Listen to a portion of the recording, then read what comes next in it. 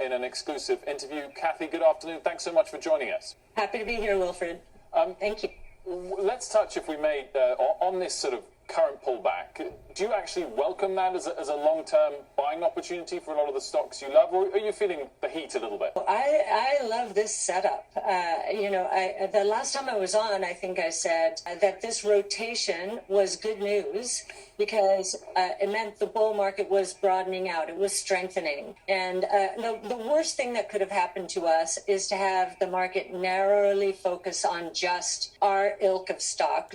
Welcome to our channel, and welcome to another one of our videos. Today we're going to talk about ARK Innovation. You heard the founder in that interview just a little bit talking about why the share price in her ETF is going down and if she was worried about it. We're going to get back to her and we're going to go through this interview.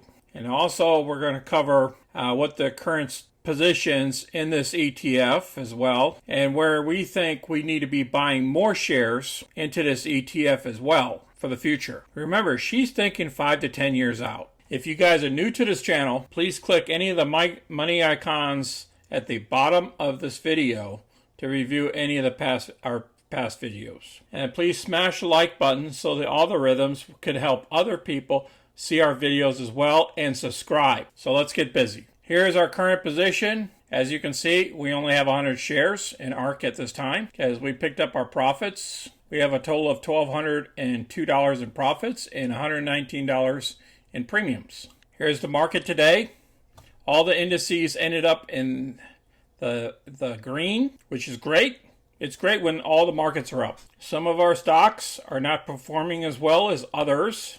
Bouncing back. I want to go straight to the ARK Invest website here. Okay, this will also be down below so you guys can view it in the description. This is a yearly chart here, and we're at about 108 right now at the close, and it's lower than this dip here. So I think she can go down even further, down to about the 104, and maybe even down to the 96 mark, way back here in 9/2/2020. If the market decides to raise interest rates, that's what's going to happen. But in the meantime, I believe she's going to pop back up because of the unemployment information that we received this morning. So I believe she is going to bounce back, and it's going to go up to somewhere around the 120 mark and then head back down lower. She's going to bounce back and forth just like here. You see these zigzags here. We're going to do that until we get the next monthly report on unemployment claims, and if the Fed decides to go ahead and raise interest rates.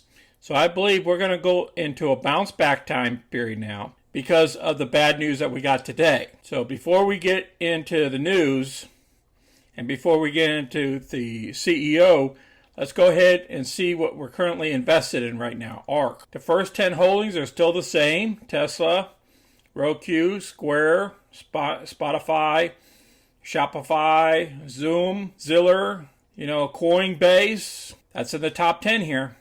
And you can see the rest. And I'll also put this down below. Let's go back to the market again. Right here, it says the U.S. unemployment rate unexpectedly climbed. What happened was there were fewer people that received jobs last month. 225 or 250,000 people received jobs last month versus 1 million that they expected. So therefore, it pushed off the Fed to not wanting to raise interest rates any sooner. See, when we have bad news like this, it means the Fed's hands are tied and we don't have to worry about raising interest rates, because if we get raising interest rates, pretty much 75% of the market's going to go down except banks. Banks are going to go higher, but other stocks are going to go down. Because remember, banks can raise those interest rates on those companies. All those company loans. All these companies have loans, except if you're an ETF. They have loans, corporate loans. And those interest rates could be raised up higher, which will affect the bottom lines and the top lines of these corporations. So you have to understand that.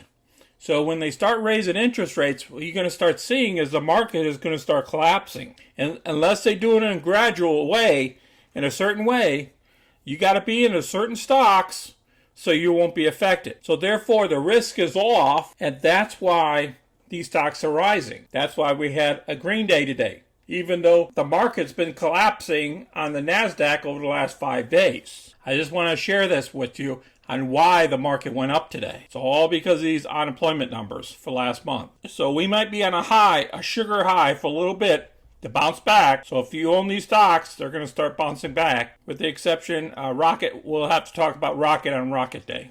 Let's listen to Cathie Woods here. The innovation space.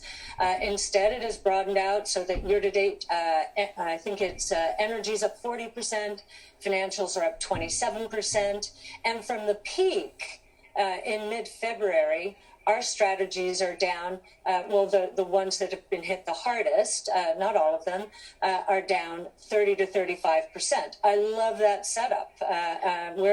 From our point of view, 5-year time horizon, nothing has changed except the price, and therefore the return, which at the peak of the market and of our strategy in mid-February, we expected a compound annual rate of return of 15% on average per year from our strategies. Now that the prices are down, that number is somewhere in the 25 to 30% range. Remarkable. This woman's very intelligent. You may love the setup, Cathie, but it hasn't been great for your business. I mean, we're start to the month on record. You've seen outflows of $1 billion. How are you managing these declines? And there's speculation out there that if the outflows continue, it would be hard to meet redemptions. No, well, first of all, I don't have to worry about redemptions. ETFs, the ETF ecosystem is a beautiful thing for portfolio managers. I highly recommend it. So what that means is when I am making decisions, they are investment decisions. I have nothing to do with the flows. The ETF ecosystem, the authorized participants, the market makers outside of ARK, although of course we're overseeing their actions, they are facilitating our flows, and they're doing it in many ways with algorithms and derivatives. I think the ecosystem has become quite profitable for them. So we have experienced no problem. If you look at our spreads, there's been hardly a disturbance in our spreads. As far as flows, actually, we've been very gratified. I think if you go month by month now, this is endpoint to endpoint, we have not seen a month of redemptions yet. Okay, now what is she talking about here? Okay, they're not a mutual fund. They're an ETF. So they're like investors, just like we are. What we do as investors, we give them money, and they invest our money into different stocks. They're not like mutual funds that have certain governance. They don't have to have outflows. That gets complicated. Now, derivatives, we know what a derivative is.